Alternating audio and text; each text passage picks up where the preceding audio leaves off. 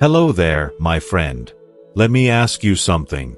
Have you ever found yourself wide awake at 2 in the morning, not from a bad dream, but because your bladder is screaming for a trip to the bathroom? For the second, or maybe even the third time that night. You know that feeling of frustration, lying there in the dark, calculating if you can even get back to sleep before the sun comes up. Most folks just sigh and accept it as a normal, unavoidable part of getting older. But I'm here to tell you that a short, groggy walk to the bathroom in the middle of the night is statistically one of the most dangerous moments for anyone over 60. A single misstep on a rug, a brief moment of dizziness. The CDC reports that millions of older adults fall each year, and so many of these devastating accidents happen right at home, in the dark. It is a silent threat that we have been ignoring for far too long. But what if I told you that for so many of my patients, the secret to sleeping soundly through the night wasn't found in a prescription bottle? What if I told you that a simple spice, likely sitting in your kitchen cabinet right now, is what doctors are just now realizing can dramatically calm an overactive bladder at night? It sounds almost too simple to be true. I know. That's what I thought too, at first. Let me tell you about John, a 72-year-old retired firefighter from just outside of Austin, Texas. A man who used to run into burning buildings. He told me, with a tear in his eye, that he was more afraid of his own hallway at night than any fire he'd ever faced. Waking up 4 times a night, his wife, Sarah, would lie awake just listening for his footsteps, terrified he would fall. He felt hopeless, until he tried this simple remedy. The change was so profound, it shocked us both. In this video, we're going to pull back the curtain on why these nightly bathroom breaks happen. More importantly, I'm going to share the exact spice John used and the correct way to prepare it. And please, I urge you to watch until the very end, because there is a critical warning that comes with this remedy. The information in that final section could quite literally save you, or a loved one from a life-altering accident. My name is Dr. Evans, and for over 3 decades, I've dedicated my practice to helping folks like you navigate the challenges of aging with dignity and strength. Before we dive in, I truly want to know how many of us have faced this. If what I just shared feels familiar, please comment a simple yes below. It shows me you understand, and it shows others they are not alone. Okay, let's get started. Alright, let's get into the heart of the matter. We're going to explore the 3 hidden reasons behind those frustrating nightly trips to the bathroom, and then, his simple one spice solution that has brought so much peace to so many. We'll start with hidden reason number 1. Your kidneys have changed their schedule. Now, first, let's talk about something that happens deep inside all of us, a quiet shift that occurs over many years. As we get older, our bodies begin to produce less of a very important hormone called ADH, which stands for antidiuretic hormone. I know that sounds like a complicated medical term, but I want you to think of ADH in a much simpler way. Imagine your kidneys are a diligent, 24-hour water processing plant for your body. And ADH?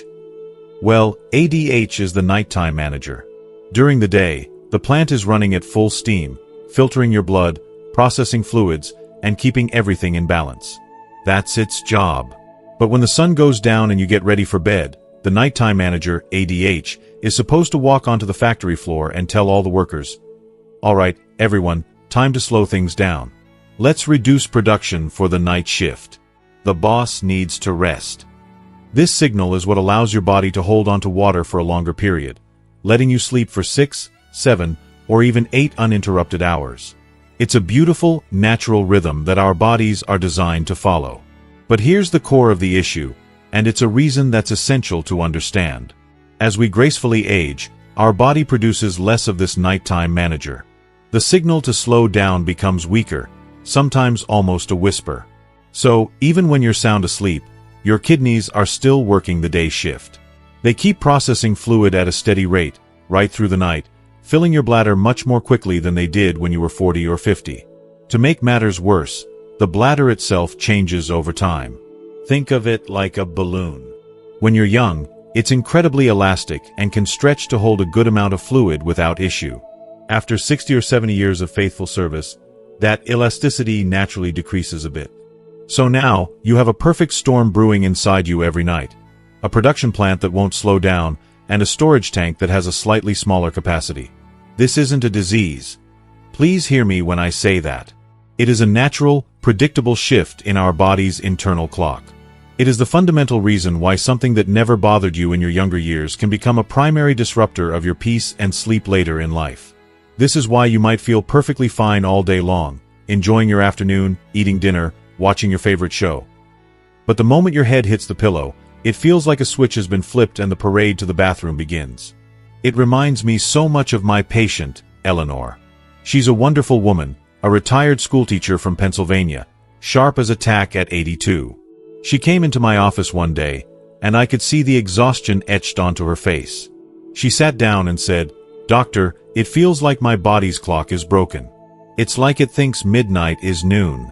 I am so tired of being tired." And in a way, she was absolutely right. Her internal clock had shifted.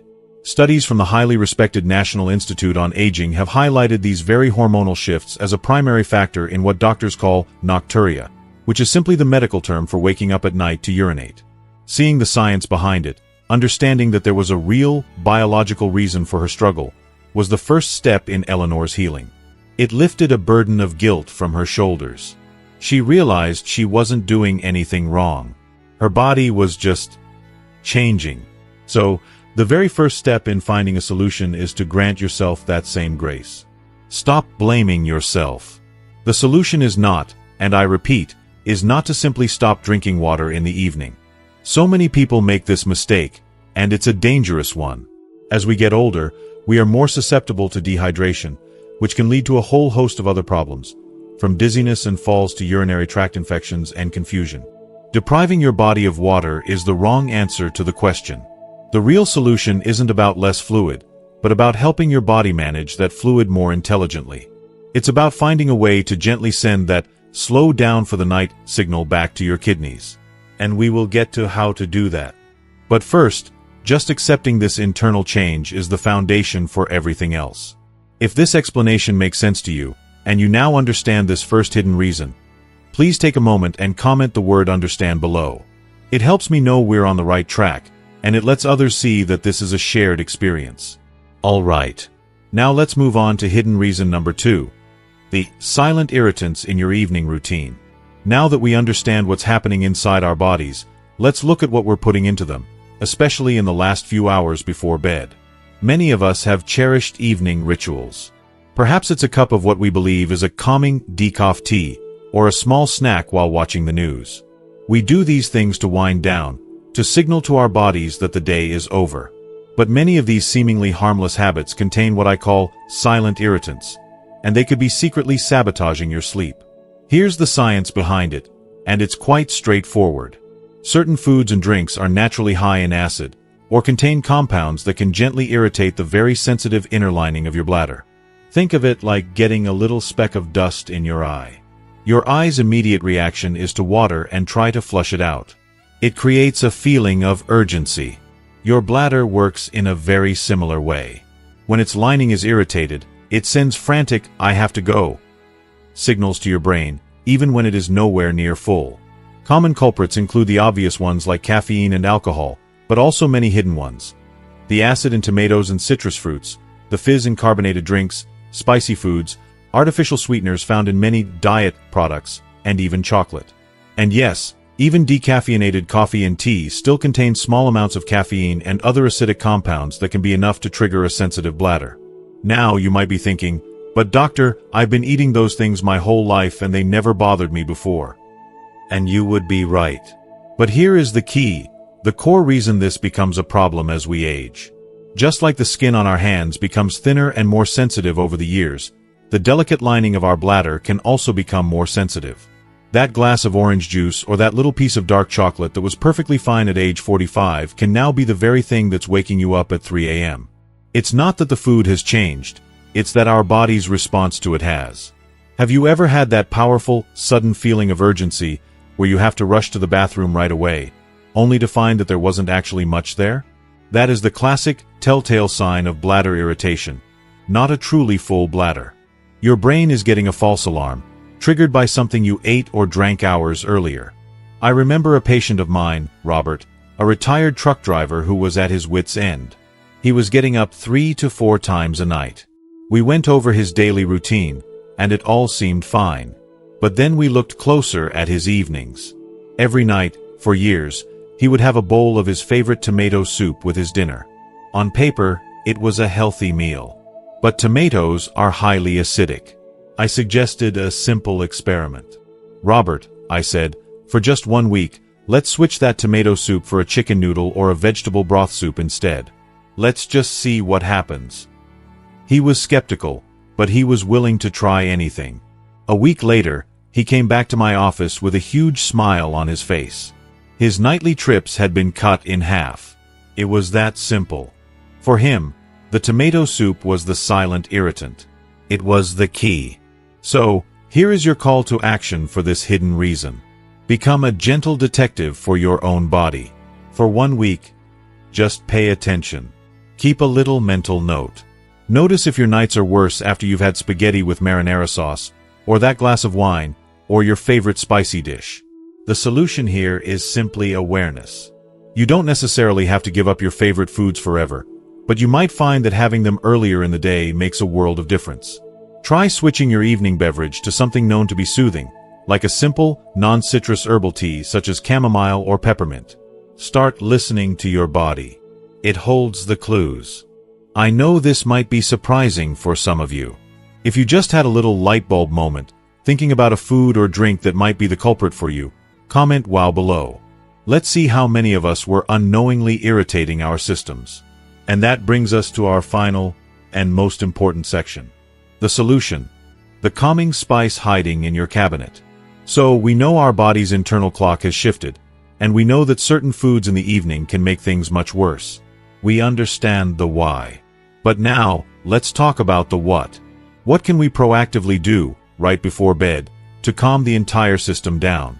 This brings us full circle, back to John's story, the retired firefighter who was afraid of his own hallway. This is the simple, powerful secret he discovered. The spice is nutmeg. Yes, the very same warm, fragrant spice you probably have in your rack for holiday baking. For centuries, traditional medicine and grandmotherly wisdom have used tiny amounts of nutmeg as a gentle sleep aid and muscle relaxant. Now, modern science is beginning to understand why it works. In small, controlled amounts, nutmeg contains natural compounds like myristicin and eugenol. These compounds have mild sedative and anti-inflammatory properties. It appears to work in 2 beautiful, complementary ways for our specific problem. First, it helps to gently relax the central nervous system, calming the chatter in our minds and preparing the body for deep, restorative sleep. Second, and this is crucial, it has an antispasmodic effect. That means it helps to calm and relax involuntary muscles. The bladder, the part that contracts and gives you that feeling of urgency, is an involuntary muscle called the detrusor muscle. The gentle, calming properties of nutmeg can help soothe that muscle, making it less twitchy and less likely to send those false alarm signals to your brain throughout the night. This isn't some new, fancy invention. It's about rediscovering the gentle, profound wisdom that our ancestors knew. When I first suggested this to John, he was, understandably, very skeptical. "Nutmeg, Doc," he asked me. "You mean the stuff my wife puts in pumpkin pie?" But he was desperate. And after just 3 nights of trying this simple ritual, he called my office. I could hear the emotion in his voice. "Doc," he said, "I slept for 6 straight hours last night. 6 hours. For the first time in what feels like 10 years. That, my friends, is not a placebo. That is life-changing." So, here is the exact, safe method. About 30 to 45 minutes before you plan to go to sleep, take a very small pinch of ground nutmeg. And when I say small, I mean it. We are talking no more than 1/8 of a teaspoon. That is a tiny amount. You can simply mix it into a tablespoon of warm milk or a little bit of applesauce to make it easier to swallow, or even just lick it right off the spoon. The key is to be consistent with it for at least a week to see how your body responds. Now, I must be absolutely crystal clear about this next part. This is my critical warning to you. With nutmeg, more is not better. In larger doses, like a full teaspoon or more, nutmeg can be toxic and can cause very serious side effects like nausea, extreme dizziness, and even hallucinations. Please, I ask you, respect this powerful, natural spice. A tiny pinch is all you need. That is where the magic lies. Do not be tempted to use more, thinking it will work better. It won't. Promise me you will be careful and honor this safe amount. If you understand this very important warning and you are ready to try this simple, safe, and gentle method, please comment "I promise" below. It lets me know that you have heard and understood this crucial safety instruction. As we come to a close, let's go back to where we started, with John. Remember John, the retired firefighter from Texas? The strong man who told me he was more afraid of his own dark hallway at night than any fire he'd ever faced. Today, John is thriving. He and his wife, Sarah, are finally sleeping soundly through the night. But he told me something a few weeks ago that truly stuck with me. He said the biggest change wasn't just the wonderful, uninterrupted sleep. It was the return of his confidence. He's no longer afraid in his own home. He walks that hallway now with a quiet assurance, knowing that his body is at peace. In his own simple, powerful words, he told me, "Doc, I got my dignity back." And there is no greater gift than that. His story, my friend, reveals a profound truth that I have seen time and time again in my 3 decades of practice. The power to reclaim our health, our dignity, our peace of mind. It so often doesn't come from a complicated new machine or an expensive, hard-to-pronounce prescription. It comes from the simple, quiet wisdom that has been with us all along. It's about learning to listen to our bodies once more, really listen, and giving them the gentle, simple support they need to find their natural balance again. The solutions are often right there, hiding in plain sight, waiting in our kitchen cabinets. As we wrap up our time together, we've explored these hidden reasons and uncovered a simple, natural solution. But knowledge is only powerful when we put it into action. So now, I have one final, and perhaps the most important question for you today. What is the one commitment you are making to yourself this week after watching this video? Maybe it's as simple as, "I promise to pay attention to my evening tea and see if it's a trigger." Or perhaps, "I will safely and carefully try that tiny pinch of nutmeg before bed." It doesn't have to be a grand gesture. The smallest steps create the biggest ripples. Please, share your personal commitment in the comments below. Reading your promises doesn't just help you stick to them. It creates a beautiful tapestry of inspiration for everyone else in this community. It shows others that they are not alone on this journey. And finally, if this video has offered you a little bit of hope or a practical tool you can use today, please consider showing your support by giving it a like. It truly helps more people find our community. To ensure you continue on this journey with us, and never miss another video full of this kind of practical wisdom, hit that subscribe button. It's more than just subscribing. It's joining a community. A family of friends dedicated to navigating these golden years with strength, health, and grace. And last, think of one person in your life. A spouse, a friend, a parent. Someone who you know is struggling with this in silence. Please, share this video with them. You never know. It could be the gift of a peaceful night's sleep that they have been praying for.